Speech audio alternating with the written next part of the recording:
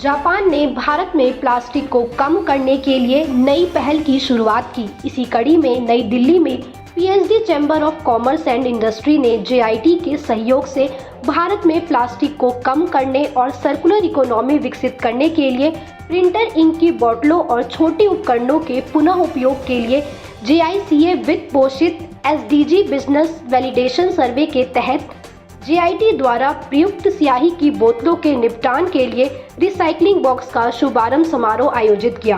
कार्यक्रम में भारत में जापान के असाधारण और पूर्वाधिकारी राजदूत महामहिम हिरोशी सुजुकी ने कहा, जेआईटी द्वारा प्रयुक्त स्याही की बोतलों के निपटान के लिए रिसाइकलिंग बॉक्स की स्थापना का प्रयास भारत में महत्वपूर्ण है।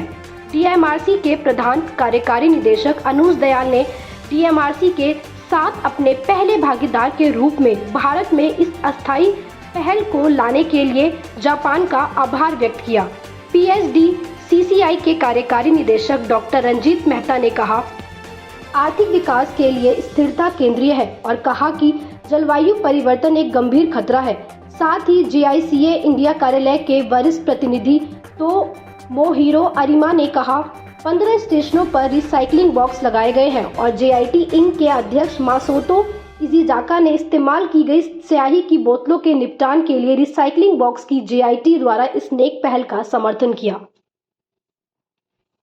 ये जो आज का इनिशिएटिव है ये किस तरीके से वेस्ट को, स्पेशली जो बॉटल्स हैं, इसमें जेआईटी जिट करके एक कंपनी है जापान से, और यहाँ पे हमारे साथ जो उन्होंने दिल्ली मेट्रो के साथ कोलैबोरेशन किया है, एक लॉन्चिंग सेरेमनी है जो कि पीएचडी सीसीआई ने जेआईटी के साथ और दिल्ली मेट्रो के साथ कोलैबोरेट करके अभी ये जो मशीन है दिल्ली मेट्रो हौजखास में लगी है। इससे जो है जो ये वेस्ट है इसको रिसाइकिल करने में बहुत मदद मिलेगी और फाइनली इससे जो है हमारे इन्वायरमेंट को काफ़ी फ़ायदा होगा और हम लोग ऑलरेडी सस्टेनेबल डेवलपमेंट की तरफ जो जा रहे हैं, आई थिंक इस दिशा में एक बहुत बड़ा योगदान है। तो सर, दिल्ली मेट्रो का इस तरीके के प्रोजेक्ट्स में कोई भी योगदान देना काफ़ी रेयर है और काफ़ी यूनिक है, तो ये किस तरीके से पूरा प्लान फॉर्मुलेट हुआ? जी, दिल्ली मेट्रो का रेयर तो नहीं है, मैं कहूँगा पूरी दिल्ली मेट्रो एक सस्टेनेबल प्रोडक्ट है और जैसे कि अभी हमें बताया, दिल्ली मेट्रो एक अकेली ऐसी कंपनी है दुनिया में जो कि करीब 33% जो मेट्रो रुकने के बाद जो उसकी एनर्जी होती है उसको यूज़ करके, कार्बन कैप्चर करके उसको आप कार्बन क्रेडिट वो लेते हैं। और ये इस तरीके के जो कदम दिल्ली मेट्रो ने उठाए हैं और स्पेशली जो ये कदम है, आज लॉन्चिंग सेरेमनी है जिसमें कि एक मशीन लगाई है जिसमें कि वेस्ट बॉटल्स और कार्ट्रेज, जो प्रिंटर कार्ट्रेज हैं, उसको आप रिसाइकिल कर सकते हैं। ये एक ऐसा यूनिक इनिशिएटिव है जो कि हम पूरे सिटी में इसको जो कंपनी है जापान की जेआईटी वो लगाना चाहते हैं और हम इसका we really welcome this kind of initiatives for Delhi. Thank you. आज के इवेंट में एक्चुअली हमने लॉन्च किया है 15 मेट्रो स्टेशंस पे, इंपॉर्टेंट मेट्रो स्टेशंस पे इनिशियली। इसमें इंक कार्ट्रिजेस, इंक ये जो बॉटल्स हैं और जो और कार्ट्रिजेस हैं, कंप्यूटर के जो कार्ट्रिजेस हैं, उसको रिसाइकिल करने का भी इनिशिएटिव हमने लॉन्च किया है और ये एक बेसिकली एक मेजर है टू प्रमोट एनवायरमेंटल प्रोटेक्शन। स्वच्छ भारत का जो हमारा मिशन है, ये अगर कोई भी अपना डिस्पोज ऑफ करना चाहे ऐसे आइटम्स, वो हमारे स्टेशन पे, इसकी लिस्ट हमारे वेबसाइट पे अवेलेबल है delhimetrorail.com, और हो सकता है फ्यूचर में we might expand it even further. Sir, इस तरह के जो इनिशिएटिव होते हैं वो कितना बेनिफिट होता है यूथ, क्योंकि ज़्यादा से ज़्यादा यूथ आजकल क्या है कि सब लोग मेट्रो में ट्रेवल कर रही है, तो ये कितना बेनिफिट होगा लोगों के लिए? देखिए, एनी आप कोई भी आप मेजर इस्तेमाल करिए, any measure which is helping the protect the environment. तो देखिए, एनवायरनमेंट की क्राइसिस चल रहा है and every measure that you do, even a small beginning is very important.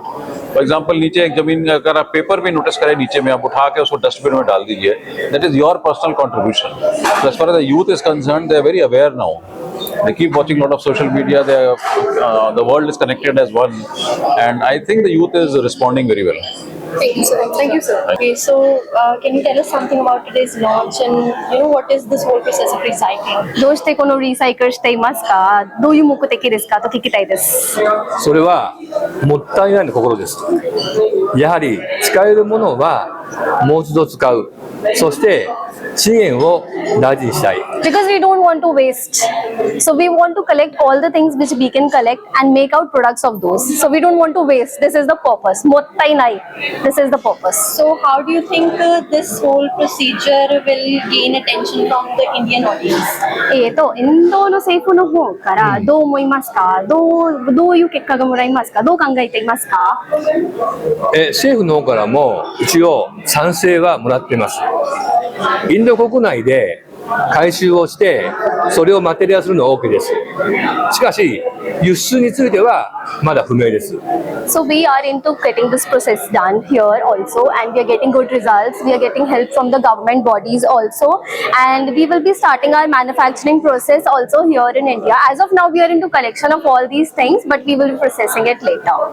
Yes. Thank you so much. Thank you, sir. Thank you. Thank you. ありがとうございます。 Say about today's events and what about your experience? Oh yes. Actually, my name is Takashi Suzuki. I'm working in Japan External Trade Organization, which is called the JETRO.